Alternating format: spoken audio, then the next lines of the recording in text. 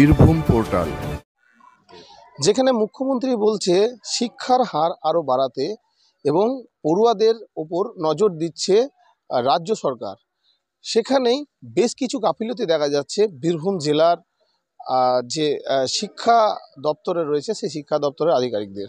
কারণ এই মুহূর্তে আমি দাঁড়িয়ে রয়েছি লালদহ সর্বনন্দপুর উচ্চ বিদ্যালয়ে এবং চিত্রটা দেখানোর চেষ্টা করব যে এই স্কুল দীর্ঘদিন ধরে এই অবস্থায় পড়ে রয়েছে, অর্থাৎ ভগ্ন অবস্থায় পড়ে রয়েছে। এই স্কুলের দেওয়াল ইতিমধ্যেই ছেড়ে পড়ছে। পড়ুয়া যারা রয়েছে তারা কিন্তু বারবার জানাচ্ছেন যে স্কুলে আসতে তারা কিন্তু ভয় পাচ্ছেন, কারণ তাদের যে মাথার ছাদ রয়েছে বা স্কুলের যে বিল্ডিং রয়েছে সেই বিল্ডিং যে কোনো অবস্থায় ভেঙে পড়তে পারে। আর সেই কারণেই এই লালদহ সর্বনন্দপুর উচ্চ বিদ্যালয়ে যে পড়ুয়ারা রয়েছে তারা স্কুলে আসতে চাইছে না, এমনটাই কিন্তু জানাচ্ছে এখানকার পড়ুয়ারা। পাশাপাশি এই স্কুলের যারা শিক্ষকরা রয়েছে তারাও কিন্তু জানাচ্ছে যে বারবার তারা কিন্তু অভিযোগ জানিয়েছেন, বিভিন্ন জায়গায় অভিযোগ জানিয়েছেন, কিন্তু তাদের কোনো সুরাহা মিলে নেই। এবং অনলাইন মারফতও তারা অভিযোগ জানিয়েছেন এবং লিখিত মারফতও তারা অভিযোগ জানিয়েছেন, কিন্তু কোনো সদ উত্তর তাদেরকে মেলেনি। আর পাশাপাশি এইভাবেই কিন্তু স্কুলের এই ভগ্ন অবস্থাতেই স্কুল চলছে। পড়ুয়ারা আসতে ভয় পাচ্ছে, কারণ পড়ুয়াদের যারা অভিভাবকরা রয়েছে, বাড়ির গার্জেনরা রয়েছে, তারা কিন্তু স্কুলে পাঠাতে রীতিমতো ভয় করছে ছাত্রছাত্রীদের, এমনটা কিন্তু আমরা জানতে পাচ্ছি। পাশাপাশি আমি একটু দেখানোর চেষ্টা করব যে যেসব পড়ুয়ারা রয়েছে তাদের যে স্কুলের যে সিঁড়ি, সেই সিঁড়ি ভেঙে পড়ে আছে। পাশাপাশি যে স্কুলের যে ক্লাস, সেই ক্লাসের আমার পেছনে ঠিক রয়েছে ক্লাস, আমি ক্লাসটা দেখানোর চেষ্টা করব। এই ক্লাস কিন্তু রীতিমধ্যেই খুবই খারাপ অবস্থায় পড়ে রয়েছে বলে জানা যাচ্ছে। পাশাপাশি আরেকটা বিষয় না বললেই না নয়, এখানকার যারা স্কুলের যারা শিক্ষকরা রয়েছে তারা জানাচ্ছে যে ঠিক এই বিল্ডিংয়ের পাশে যে প্রাচীরগুলো, ওয়াল, অ্যাকচুয়াল বাউন্ডারি ওয়াল বলে, সেই বাউন্ডারি ওয়াল কিন্তু ভেঙে পড়ে আছে।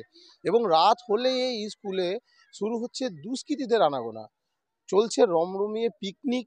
এবং এই স্কুলের বাউন্ডারির ভেতরে রাতের অন্ধকার নামলেই মদের ফোয়ারা উঠছে এই বিল্ডিংয়ের মধ্যে। কিন্তু কে বা কারা করছে?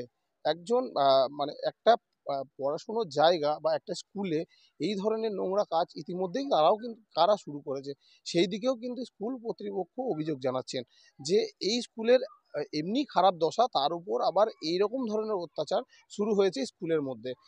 এবং এখানকার যারা শিক্ষকরা রয়েছে তারা সকাল হলেই স্কুলে এসে প্রতিদিন তাদেরকে স্কুল পরিষ্কার পরিচ্ছন্ন করতে হয়, কারণ মদের বোতল থেকে আরম্ভ করে নোংরা করে রেখে যাওয়া হয় এই স্কুলের মধ্যে থেকে, এমনটাই কিন্তু জানা যাচ্ছে। তবে এর সুরাহা কে করবে? প্রশাসনকে বারবার অভিযোগ জানিয়েছেন স্কুল কর্তৃপক্ষ, বারবার বিভিন্ন দপ্তরে অভিযোগ জানিয়েছেন, কিন্তু কোনো সুরাহা মেলেনি। এর সুরাহা কে করবে সেই দিকে এখন বড় প্রশ্নচিহ্ন দাঁড়িয়ে রয়েছে। কোথায় কোথায় আবেদন জানিয়েছি বলতে, ধরুন আমাদের যেমন বিভিন্ন সময় বলা হয় গুগল শিটে আবেদন করতে, সেটা ধরুন সর্বশিক্ষাতে আমরা আপনার বাউন্ডারি ওয়ালের জন্য, এসিআরের জন্য আবেদন করেছি। আমাদের একরকম একবার দেখাই গেল, মানে লিস্টে দেখছি যে আমাদের এসিআর হয়ে গেছে, 2টো এসিআর প্রায় 20 লাখের মতো, বাউন্ডারি ওয়ালের জন্য প্রায় 5 লাখ 25 লাখ মতো হচ্ছে, এরকম দেখছি। তারপরে দেখছি আবার নেই।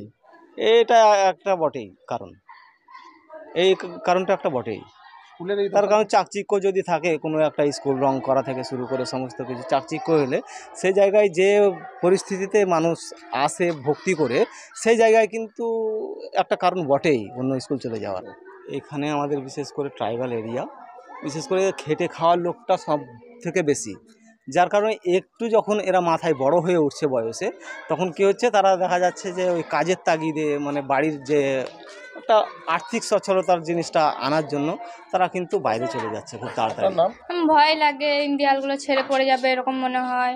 তারপরে এমনি ক্লাস করা যায় না, গ্রীষ্মকালে গরম লাগে, ক্লাসে থাকা যায় না, বর্ষাকালে দেয়াল দিয়ে জল পড়ে, না পড়াশুনো হয় না, অনেকজন স্কুল আসে না, ক্লাস হয় না বলে, সবাই ঠিকমতো পড়াশুনোও করে না, মানে বাইরে কালে চলে যায় এই স্কুলের জন্য।